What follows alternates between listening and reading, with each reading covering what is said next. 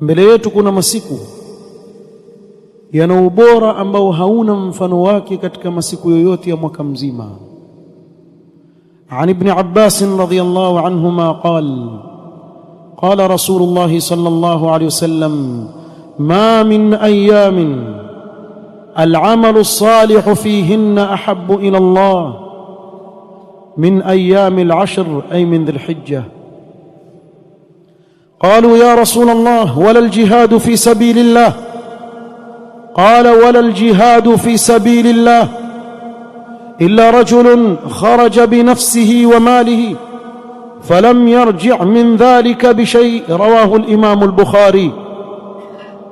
Mtume sallallahu alaihi wasallam awabashiria masahaba wake na kuubashiria umma na kuwaambia: ma min ayamin al'amalu salihu fihinna ahabbu ila Allah, hakuna masiku yoyote ambayo matendo mema anayoyafanya mu'min yapendeza zaidi mbele ya Allah subhanahu wa ta'ala min ayyamil ashr,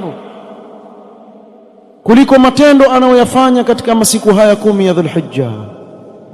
Masiku 10 ya mwanzo ya mwezi wa Dhulhijja, amali zake zapendeza mbele ya Allah subhanahu wa ta'ala kuliko masiku yoyote mengine katika masiku ya mwaka.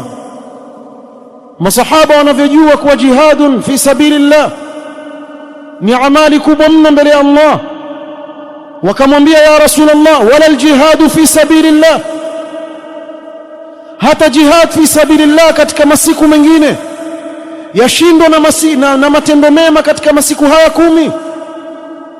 Qala: wala aljihadu fi sabilillah, matendo mema katika masiku haya 10 ni bora zaidi hata kushinda jihad fi sabilillah katika masiku mengine yasiyokuwa haya 10. إلا رجل خرج بنفسه وماله فلم يرجع من ذلك بشيء، isipokuwa yule aliyetoka na nafsi yake na mali yake katika jihad kisha auawe katika vile vita, asirudi na chochote, la mali wala nafsi yake, huyo ndiye atakayekuwa mbora kuliko hawa. Kwa msimu wa khairi kama huu, wengi katika watu wa katika ghafla, tukumbushana kuwa malengo ya kuja katika huu ulimwengu ni kwa ajili ya kumwabudu Allah subhanahu wa ta'ala, tusimshirikishe na chochote.